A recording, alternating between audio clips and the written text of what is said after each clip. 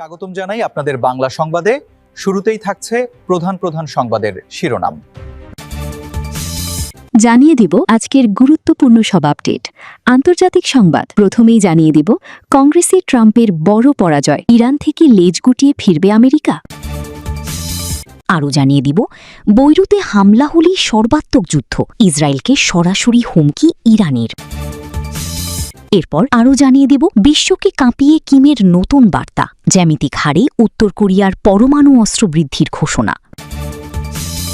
আরও জানিয়ে দিব, যুক্তরাষ্ট্রের সামরিক ও বাণিজ্যিক চাপ ও উত্তেজনার মধ্যেও নিজেদের পরমাণু কর্মসূচি চালিয়ে যাওয়ার অবস্থানে অটল রয়েছে তেহরান। এবং সর্বশেষ জানিয়ে দিব, যুদ্ধের ছায়ায় ভেঙে পড়ছে ইসরায়েল, দেশত্যাগের ঢল। এতক্ষণ শুনছিলেন সংবাদের শিরোনাম, এবার বিস্তারিত সংবাদ। তবে তার আগে অনুরোধ থাকবে, এই ভিডিওটিতে একটি লাইক, কমেন্ট এবং চ্যানেলটি সাবস্ক্রাইব করে জানিয়ে দিন কোন জেলা থেকে বা কোথা থেকে আপনি আমাদের এই ভিডিওটি দেখছেন এবং শুনছেন। প্রেসিডেন্ট ডোনাল্ড ট্রাম্পের হাত থেকে ইরানে যুদ্ধ চালানোর ক্ষমতা কেড়ে নিচ্ছে কংগ্রেস। মার্কিন প্রতিনিধি পরিষদে 7 ভোটের ব্যবধানে পাশ হয়েছে এই ঐতিহাসিক প্রস্তাব। হাউজের স্পিকার বিলটির বিপক্ষে ভোট দেওয়ার অনুরোধ করেছিলেন, কিন্তু দলের বিরুদ্ধে গিয়ে 4 রিপাবলিকান প্রতিনিধি ভোট দিয়েছেন ডেমোক্র্যাটদের পক্ষে। ফলে বড় ধরনের আইনগত পরাজয় ঘটেছে ট্রাম্পের। এখন রিপাবলিকান নিয়ন্ত্রিত সেনেটও একই সিদ্ধান্ত নিলে ট্রাম্পকে অচিরেই যুদ্ধ থামাতে হবে, আর নয়তো ইরানে নতুন করে সামরিক পদক্ষেপ চালানোর জন্য তাকে কংগ্রেসের অনুমতি নিতে হবে। নিজের দলের অনাস্থায় বিল পাশের এই ঘটনা প্রমাণ করে ট্রাম্পপন্থী নেতারাও মধ্যপ্রাচ্যে আরেকটি সংঘাত শুরু করতে চান না। তাহলে কি এবার ইরান যুদ্ধ থেকে লেজ গুটিয়ে সরে আসবে আমেরিকা? ইরানকে নিয়ে আগে থেকেই বেকায়দা পরিস্থিতিতে আছেন প্রেসিডেন্ট ডোনাল্ড ট্রাম্প, কিন্তু ঘরের রাজনীতিতেও তার কোণঠাসা অবস্থান পরিষ্কার বুঝিয়ে দিচ্ছে ক্ষমতার হ্রাস ধরে রাখতে হিমশিম খাচ্ছেন তিনি। বিশ্লেষকেরা বলছেন, হোয়াইট হাউস এখন চেষ্টা করবে যুদ্ধবিরোধী বিলকে পাত্তা না দেওয়ার, সেই সাথে ভেটো দেওয়ার পথও খুঁজতে পারেন ট্রাম্প। কিন্তু বাস্তবতা হলো, ইরান ইস্যুতে নিয়ন্ত্রণ হারাচ্ছেন তিনি। সামনেই যুক্তরাষ্ট্রে নির্বাচন। এমন পরিস্থিতিতে নানা কারণে ক্রমাগত নিচে নামছে ট্রাম্পের জনপ্রিয়তা। এর মধ্যেই তার জন্য তলাহীন চোরাবালিতে পরিণত হয়েছে ইরান যুদ্ধ। শুধুমাত্র ইরান ইস্যু নয়, অন্যান্য ক্ষেত্রেও পিছু হটতে হচ্ছে প্রেসিডেন্ট ট্রাম্পকে। নিজ দলের তীব্র বিরোধিতার মুখে সম্প্রতি রাজনৈতিক মিত্রদের জন্য $1.8 বিলিয়ন তহবিল গঠনের পরিকল্পনা থেকে সরে আসতে বাধ্য হয় ট্রাম্প প্রশাসন। কেনেডি সেন্টারের নাম পরিবর্তনের আইনি লড়াইয়ে হেরে ট্রাম্প কংগ্রেসের হাতে ক্ষমতা ছেড়ে দেওয়ার ইঙ্গিত দিয়েছেন। হাউস ফরেন অ্যাফেয়ার্স কমিটির প্রধান মনে করেন, কংগ্রেসের এই ভোটাভুটি ট্রাম্পের অবৈধ ও ব্যয়বহুল যুদ্ধের বিরুদ্ধে গুরুত্বপূর্ণ এক পদক্ষেপ। ট্রাম্প যুদ্ধের ঘোষিত লক্ষ্য অর্জনে ব্যর্থ তো হয়েছেনই, তার উপর বিশ্ববাজারে তিনি জ্বালানির দামও বাড়িয়েছেন। সেই সাথে কঠিন করে তুলেছেন কূটনৈতিক সমাধানের পথ। দ্বিতীয়বার ক্ষমতায় আসার পর থেকে একের পর এক ভুল প্রমাণিত হচ্ছে ট্রাম্পের বিভিন্ন রাজনৈতিক সিদ্ধান্ত। গোয়েন্দা সংস্থায় অনভিজ্ঞ ব্যক্তিকে বসানোর চেষ্টায় তার দলের ভেতরেই তৈরি হয়েছে চরম অসন্তোষ। ফলে একটি গুরুত্বপূর্ণ গোয়েন্দা আইন নবায়নের বিষয়টিও পড়েছে ঝুঁকিতে। অন্যদিকে সাম্প্রতিক প্রাইমারি নির্বাচনে হেরে গেছেন ট্রাম্পের পছন্দের প্রার্থী। ফলে বড়সড় প্রশ্নের মুখে পড়েছে তার একচ্ছত্র ক্ষমতার দাপট। এমনকি নির্বাচনে হেরে যাওয়া কিছু রিপাবলিকান নেতাও এখন শুরু করেছেন ট্রাম্পের প্রকাশ্য সমালোচনা। প্রেসিডেন্ট ট্রাম্পের জন্য এখন সবচেয়ে বড় সমস্যা হলো, ইরান যুদ্ধ থেকে সম্মানজনকভাবে বের হওয়ার সহজ কোনো রাস্তা খোলা নেই। ট্রাম্প ভাবছেন অর্থনৈতিক নিষেধাজ্ঞা দিয়ে ইরানকে কাবু করবেন, কিন্তু কাজে আসছে না সেই পরিকল্পনা। তার বারবার দেওয়া সামরিক হামলার হুমকিকে এখন আর তেহরান পাত্তাই দিচ্ছে না। ট্রাম্প যদিও দাবি করছেন দ্রুত একটি শান্তি চুক্তি হতে যাচ্ছে, কিন্তু মার্কিন কংগ্রেস সেই ফাঁকা আশ্বাসে আর ভুলছে না। এখন সেনেটও তার বিপক্ষে চলে গেলে অন্ধকার ফাঁদে বন্দী হয়ে পড়বে ট্রাম্পের রাজনৈতিক ভবিষ্যৎ। একটা হুঁশিয়ারি আর মধ্যপ্রাচ্যের আকাশে আবারও যুদ্ধের কালো মেঘ। যখন সবাই ভাবছিল ইরান ইসরায়েল সংঘাত হয়তো ধীরে ধীরে থামার পথে, ঠিক তখনই সামনে এলো এমন এক সতর্কবার্তা যা নতুন করে পুরো অঞ্চলকে উদ্বেগে ফেলে দিয়েছে। ইরানের পররাষ্ট্রমন্ত্রী আব্বাস আরাকচি সরাসরি ঘোষণা করেছেন, যদি লেবাননের রাজধানী বৈরুতে বড় ধরনের হামলা চালায় ইসরায়েল, তাহলে আবারও পূর্ণমাত্রার যুদ্ধ শুরু হবে। শুধু তাই নয়, আরাকচি বলেছেন, ইসরায়েল বৈরুতে আক্রমণ করলে ইরানের সশস্ত্র বাহিনী সরাসরি হামলার জন্য প্রস্তুত রয়েছে। এই বক্তব্য এমন সময় এলো যখন দক্ষিণ লেবাননে ইসরায়েলি হামলা অব্যাহত রয়েছে। একই সঙ্গে ওয়াশিংটনের মধ্যস্থতায় ইসরায়েল ও লেবাননের মধ্যে যুদ্ধবিরতির একটি নতুন কাঠামো নিয়ে আলোচনা চলছে। কিন্তু পরিস্থিতি এতটাই নাজুক যে একটি ভুল সিদ্ধান্ত পুরো মধ্যপ্রাচ্যে আবারও আগুন জ্বালিয়ে দিতে পারে। সাম্প্রতিক দিনগুলোতে মার্কিন প্রেসিডেন্ট ডোনাল্ড ট্রাম্প নিজেও ইসরায়েলের প্রধানমন্ত্রী বেনিয়ামিন নেতানিয়াহুর ওপর চাপ বাড়িয়েছেন বলে বিভিন্ন আন্তর্জাতিক গণমাধ্যম জানিয়েছে। খবরে বলা হচ্ছে, বৈরুত নিয়ে উত্তেজনা বাড়ার পর ট্রাম্প নেতানিয়াহুকে কড়া ভাষায় সতর্ক করেন, কারণ ওয়াশিংটন আশঙ্কা করছে লেবাননের যুদ্ধ আরো বিস্তৃত হলে ইরানের সঙ্গে চলমান আলোচনা পুরোপুরি ভেঙে পড়তে পারে। এরই মধ্যে আরাকচির নতুন হুঁশিয়ারি পরিস্থিতিকে আরো জটিল করে তুলেছে। তিনি বলেছেন, বৈরুতের ওপর যে কোনো বড় হামলার গুরুতর পরিণতি হবে এবং সেটি মধ্যপ্রাচ্যের যুদ্ধকে আবার পূর্ণ মাত্রায় ফিরিয়ে আনবে। আরেকটি গুরুত্বপূর্ণ বিষয় হলো, ইরান দাবি করেছে তাদের সামরিক সক্ষমতা এখনো অক্ষত রয়েছে এবং প্রয়োজন হলে তারা দীর্ঘ সময় যুদ্ধ চালিয়ে যেতে প্রস্তুত। অন্যদিকে ইসরায়েলও পিছু হটার কোনো ইঙ্গিত দিচ্ছে না। নেতানিয়াহু সম্প্রতি বলেছেন, লেবাননের স্থায়ী শান্তি চাইলে হিজবুল্লাহকে নিরস্ত্র করতে হবে। তবে হিজবুল্লাহ এবং তাদের মিত্ররা এই অবস্থান প্রত্যাখ্যান করেছে। ফলে প্রশ্ন উঠছে, মধ্যপ্রাচ্য কি আবারও নতুন এক বিস্ফোরণের দিকে এগোচ্ছে?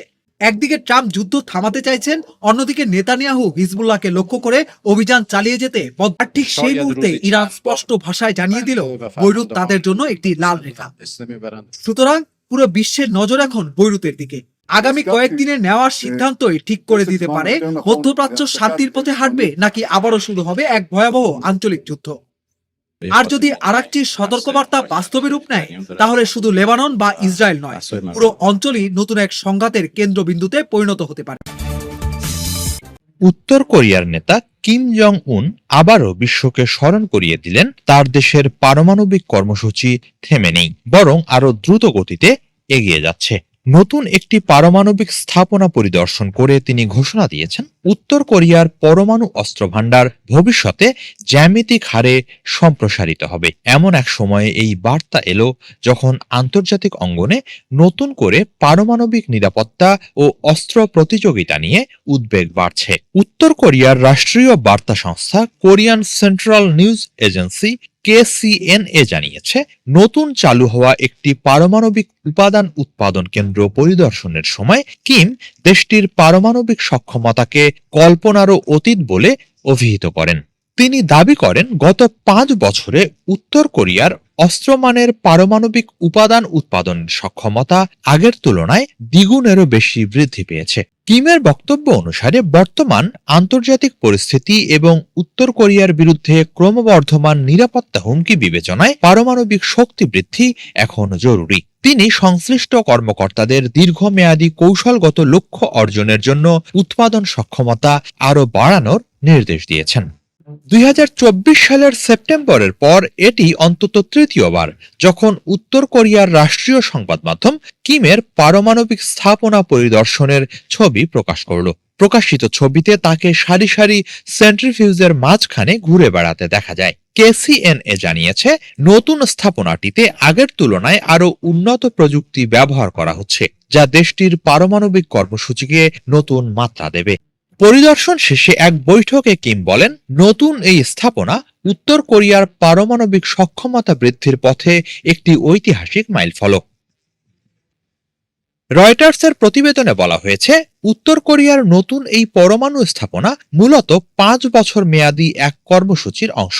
মার্কিন প্রেসিডেন্ট ডোনাল্ড ট্রাম্পের প্রথম মেয়াদে যুক্তরাষ্ট্রের সঙ্গে নিরস্ত্রীকরণ আলোচনা ভেঙে যাওয়ার পর থেকেই পিয়ংইয়ং এই পরিকল্পনা বাস্তবায়নে জোর দেয়। বিশ্লেষকদের মতে, নতুন পারমাণবিক স্থাপনা প্রদর্শনের মাধ্যমে কিম আন্তর্জাতিক মহলকে জানিয়ে দিয়েছেন, উত্তর কোরিয়া তার পারমাণবিক কর্মসূচি থেকে সরে আসবে না। যুক্তরাষ্ট্র সহ বৈরী দেশগুলোর সাথে সম্ভাব্য কূটনৈতিক যোগাযোগের আগে নিজেদের দর কষাকষির অবস্থান আরও শক্তিশালী করাই এর অন্যতম উদ্দেশ্য হতে পারে।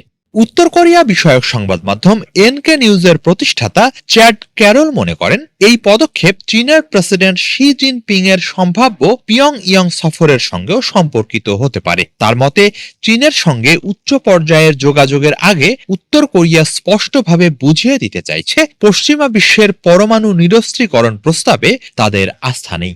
এদিকে যুক্তরাষ্ট্রের সাম্প্রতিক নিরাপত্তা মূল্যায়ন প্রতিবেদনে বলা হয়েছে, উত্তর কোরিয়া ইতোমধ্যেই এমন আন্তঃমহাদেশীয় ব্যালিস্টিক ক্ষেপণাস্ত্র পরীক্ষা করেছে যা যুক্তরাষ্ট্রের মূল ভূখণ্ড পর্যন্ত আঘাত হানতে সক্ষম। পাশাপাশি মার্কিন কংগ্রেশনাল রিসার্চ সার্ভিসের হিসাব অনুযায়ী দেশটির কাছে অন্তত 90টি পারমাণবিক ওয়ারহেড তৈরির মতো উপাদান রয়েছে এবং প্রায় 50টি ওয়ারহেড ইতোমধ্যেই প্রস্তুত বলে ধারণা করা হয়। ইরানের পরমাণু কর্মসূচি নিয়ে যুক্তরাষ্ট্র ও ইসরায়েলের দীর্ঘদিনের উদ্বেগের কারণে একাধিক রক্তক্ষয়ী সংঘাতের সাক্ষী হয়েছে মধ্যপ্রাচ্য। যুক্তরাষ্ট্রের সামরিক ও বাণিজ্যিক চাপ ও উত্তেজনার মধ্যেও নিজেদের পরমাণু কর্মসূচি চালিয়ে যাওয়ার অবস্থানে অটল রয়েছে তেহরান। ফলে চলমান আলোচনায় ইরানের সঙ্গে এখন পর্যন্ত কোনো সমঝোতায় পৌঁছতে পারেনি ট্রাম্প প্রশাসন। তবে এই পরিস্থিতির মধ্যেই রীতিমতো অবিশ্বাস্য এক দাবি করেছেন মার্কিন প্রেসিডেন্ট ডোনাল্ড ট্রাম্প। তার দাবি, ইরান তাদের দীর্ঘদিনের লালিত পরমাণু অস্ত্র অর্জনের পরিকল্পনা থেকে সরে আসতে সম্মত হয়েছে। বারবার যুদ্ধবিরতি লঙ্ঘন, কুয়েত ও বাহরাইনে ইরানের নতুন হামলা ও সমুদ্রের বুকে তেল ট্যাঙ্কারে মার্কিন বাহিনীর গুলি বর্ষণের মতো উত্তেজনাপূর্ণ পরিস্থিতির মাঝেই ট্রাম্পের এই দাবি আন্তর্জাতিক অঙ্গনে নতুন বিতর্কের জন্ম দিয়েছে। নিউ ইয়র্ক পোস্টের এক পডকাস্টে অংশ নিয়ে ট্রাম্প বলেন, আমেরিকাকে ইরানের বিষয়ে একটি শক্ত পদক্ষেপ নিতেই হতো, কারণ আমাদের অর্থনীতি যতই ভালো করুক না কেন, আমরা কোনো অবস্থাতেই ইরানকে পরমাণু অস্ত্রের অধিকারী হতে দিতে পারি না। সাক্ষাৎকারে ট্রাম্প দাবি করেন, ইরান তাদের পরমাণু অস্ত্র তৈরির কর্মসূচি শেষ করতে রাজি হয়েছে। অবশ্য তারা যে কোনো সময় তাদের মন পরিবর্তন করতেও পারে। তবে এটি এমন একটি প্রধান শর্ত ছিল যা তাদের মানতেই হতো। তারা তা মেনে নিয়েছে। জানান, ইরানের নতুন সুপ্রিম লিডার মোস্তাফা খামেনি আমেরিকার সঙ্গে সরাসরি এই আলোচনা প্রক্রিয়ায় যুক্ত আছেন। মোস্তাফা খামেনির বিষয়ে ট্রাম্প বলেন, মার্কিন প্রশাসন তাকে এখন যথেষ্ট শ্রদ্ধা করে। সবাই বলছে তিনি এখন সবকিছুর চূড়ান্ত অনুমোদন দিচ্ছেন। তাদের সঙ্গে আমাদের আলোচনা বেশ ভালোই এগোচ্ছে। মোস্তাফা খামেনিকে নিয়ে ট্রাম্পের আগের অবস্থানের তুলনায় এই বক্তব্য সম্পূর্ণ বিপরীত। এর আগে মোস্তাফা খামেনিকে একজন অযোগ্য ব্যক্তি বলে উপহাস করেছিলেন ট্রাম্প, অথচ এই পডকাস্টে মোস্তাফা খামেনির সঙ্গে সরাসরি আলোচনা করতে ইচ্ছার কথা জানিয়েছেন মার্কিন প্রেসিডেন্ট। ইরানের নতুন সুপ্রিম লিডারকে নিয়ে কয়েক সপ্তাহের মধ্যে দুই রকম বক্তব্য দিয়ে আন্তর্জাতিক অঙ্গনে কৌতূহল বাড়িয়ে দিয়েছেন ট্রাম্প। সাম্প্রতিক যুদ্ধে আমেরিকা ও ইসরায়েলের যৌথ বিমান হামলায় আহত হওয়ার পর ইরানের নতুন সুপ্রিম লিডার মোস্তাফা খামেনিকে আর জনসমক্ষে দেখা যায়নি। পডকাস্টে মোস্তফার বর্তমান শারীরিক অবস্থা নিয়ে ট্রাম্প কিছু চাঞ্চল্যকর মন্তব্য করেন।